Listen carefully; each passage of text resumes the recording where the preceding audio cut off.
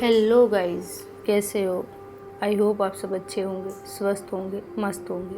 आज हम सुनने जा रहे हैं रामायण कथा का भाग 11वां, जिसमें कि कैकेयी माता क्यों कोप भवन में आ गए थे।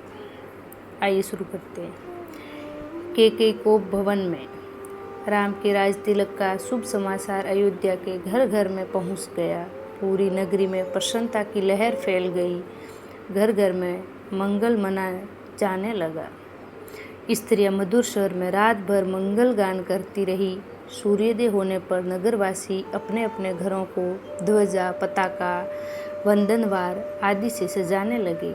हाट बाजारों की भांति भांति की सुगंधित एवं रंग बिरंगे पुष्पों से सजाया गया। गवैये, नट, नर्तक आदि अपने आश्चर्यजनक करतब दिखाकर नगरवासियों का मनोरंजन करने लगे। स्थान स्थान में कदली स्तंभों के द्वार बनाए गए। ऐसा प्रतीत होने लगा कि अयोध्या नगरी नववधू के समान श्रृंगार कर राम के रूप में वर के आगमन की प्रतीक्षा कर रही है। किंतु राम के राज तिलक का समाचार सुनकर एवं नगर की इस अद्भुत श्रृंगार को देखकर रानी कैकेयी की प्रिय दासी मंथरा के हृदय को असहनीय आघात लगा। वह ये सोचने लगी कि यदि कौशल्या का पुत्र राजा बन जाएगा तो कौशल्या को राजमाता का पद प्राप्त हो जाएगा और कौशल्या की स्थिति अन्य रानियों की स्थिति से श्रेष्ठ हो जाएगी। ऐसी स्थिति में उसकी दासियां भी स्वयं को मुझसे श्रेष्ठ समझने लगेगी। वर्तमान में कैकेयी राजा की सर्वाधिक प्रिय रानी है और इसी कारण से महारानी कैकेयी का ही राजमहल पर शासन चलता है। कैकेयी की दासी होने का श्रेय प्राप्त होने के कारण राजप्रसाद की अन्य दासियां मेरा सम्मान करती हैं। यदि कौशल्या राजमाता बन जाएगी तो मेरा यह स्थान मुझसे छीन लिया जाएगा। मैं यह सब कुछ सहन नहीं कर सकती, अतः इस विषय में अवश्य ही मुझे कुछ करना चाहिए। ऐसे विचार करके मंथरा ने अपने प्रासाद में लेटी हुई कैकेयी के पास जाकर कहा, महारानी आप सो रही हैं, ये समय क्या सोने का है? क्या आपको पता है कि कल राम का युवराज के रूप में अभिषेक होने वाला है?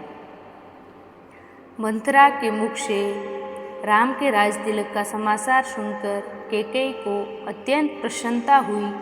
समाचार सुनने की खुशी में कैकेयी ने मंथरा को पुरस्कार स्वरूप एक बहुमूल्य आभूषण दिया और कहा, मंथरे तू अत्यंत प्रिय समाचार लेकर आई है।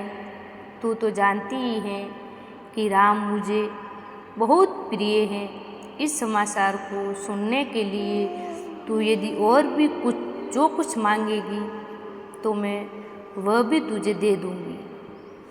कैकेयी के वचनों को सुनकर मंथरा अत्यंत क्रोधित हो गई। उसका तन बदन जल भून गया। पुरस्कार में दिए गए आभूषणों को फेंकते हुए बोली, हे महारानी आप बहुत नासमझ हैं। स्मरण रखिए कि सौतन का बेटा शत्रु के जैसा होता है।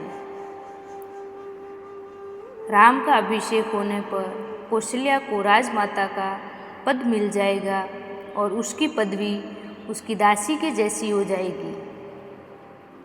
आपका पुत्र भरत भी राम का दास हो जाएगा। भरत के दास हो जाने पर आपकी बहू को भी एक दासी की ही पदवी मिलेगी। यह सुनकर कैकेयी ने कहा, मंथरा राम महाराज के ज्येष्ठ पुत्र हैं और प्रजा में अत्यंत लोकप्रिय हैं। अपने सद्गुणों के कारण वे सभी भाइयों से श्रेष्ठ भी हैं। राम और भरत भी एक दूसरे को भिन्न नहीं है मानते, क्योंकि उनके बीच अत्यधिक प्रेम है। राम अपने सभी भाइयों को अपने ही समान समझते हैं। इसीलिए राम को राज्य मिलना भरत को राज्य मिलने के जैसा ही है। ये सब सुनकर मंथरा और भी ज़्यादा दुखी हो गई। वह बोली, किंतु महारानी, आप ये नहीं समझ रही हैं कि राम के बाद राम के पुत्र को ही अयोध्या का राज सिंहासन प्राप्त होगा तथा भरत को राज परंपरा से अलग होना पड़ जाएगा। ये भी हो सकता है कि राज्य मिल जाने पर राम भरत को राज्य से निर्वासित कर दें या यमलोक भी भेज दें। अपने पुत्र के अनिष्ट की आशंका की बात सुनकर कैकेयी का हृदय विचलित हो उठा। उसने मंथरा से पूछा, ऐसी स्थिति में मुझे क्या करना चाहिए? मंथरा ने उत्तर दिया, आपको स्मरण होगा कि एक बार देवासुर संग्राम के समय महाराज दशरथ आपको साथ लेकर युद्ध में इंद्र की सहायता करने के लिए गए थे। उस युद्ध में असुरों के अस्त्र शस्त्रों से महाराज दशरथ जी का शरीर जर्जर हो गया था और वे मूर्छित हो गए थे। उस समय सारथी बनकर आपने उनकी रक्षा की थी। आपकी उस सेवा के बदले में उन्होंने आपको 2 वरदान प्रदान किया था, जिससे कि आपने आज तक नहीं मांगा है। अब आप 1 वर्ष से भरत का राज्याभिषेक और दूसरे वर्ष से राम के लिए 14 वर्ष का वनवास मांग लीजिए। अपना मनोरथ सिद्ध कर लीजिए। शीघ्र अतिशीघ्र आप मलिन वस्त्र धारण कर कोप भवन में चले जाइए। महाराज आपको बहुत अधिक चाहते हैं, इसीलिए वे अवश्य ही आपको मनाने का प्रयत्न करेंगे और आपके द्वारा मांगने पर उन दोनों वरों को देने के लिए तैयार हो जाएंगे। किंतु याद रखें कि वर मांगने के पूर्व उनसे वचन अवश्य ले लें, जिससे कि वे उन वरदानों को देने के लिए बाध्य हो जाएंगे। मंथरा के कथन के अनुसार कैकेयी कोप भवन में जाकर लेट गई। कैकेयी द्वारा वरों की प्राप्ति।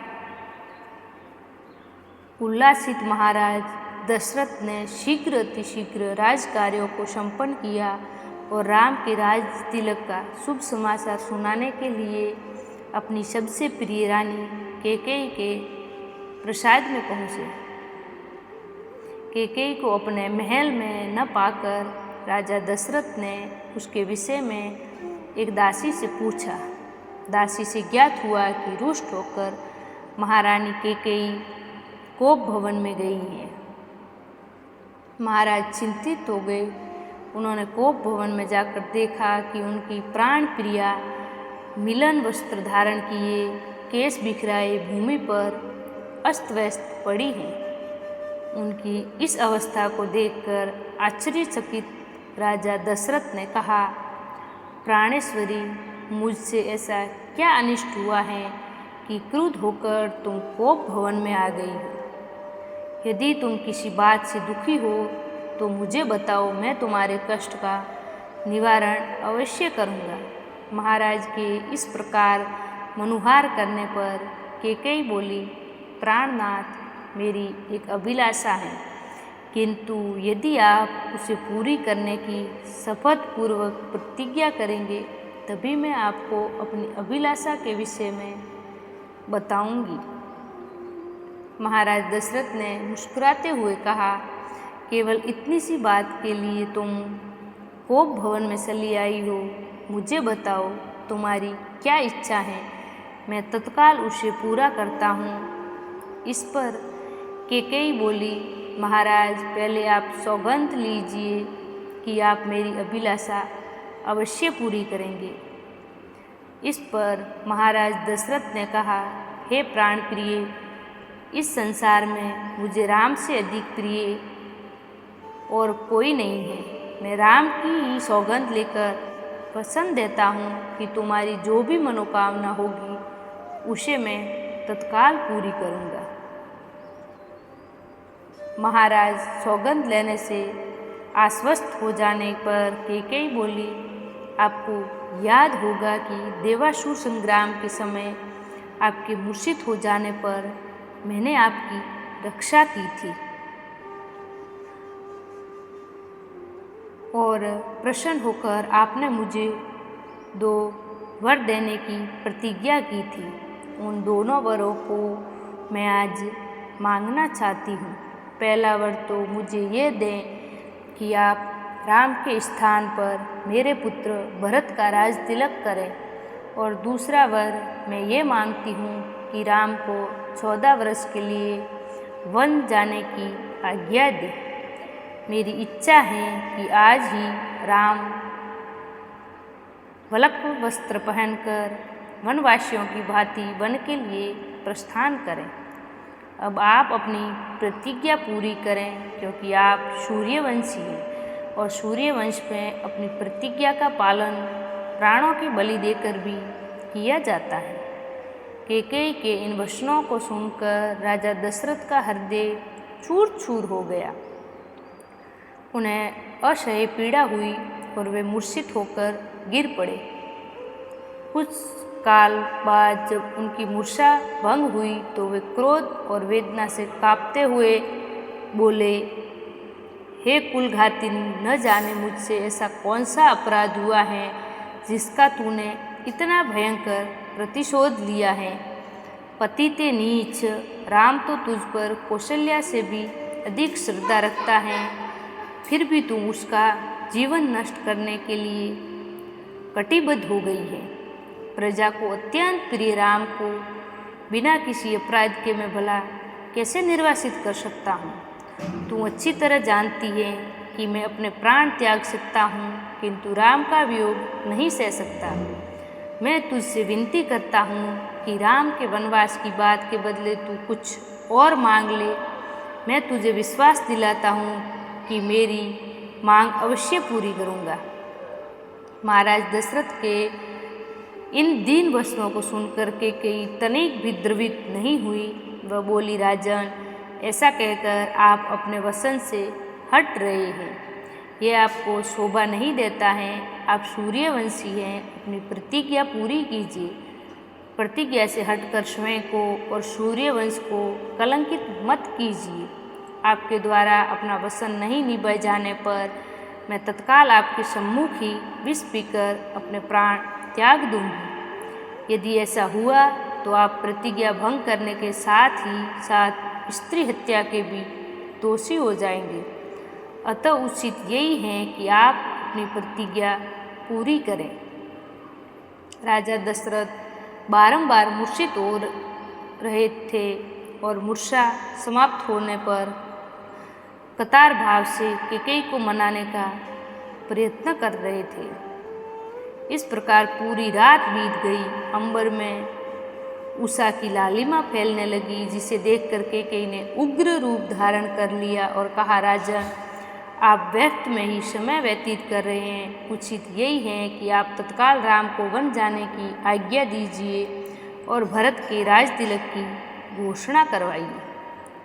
सूर्योदय हो जाने पर गुरु वशिष्ठ मंत्रियों के साथ राजप्रसादा के द्वार पर पहुँचे और महामंत्री सुमंत को महाराज के पास जाकर अपने आगमन की सूचना देने के लिए कहा।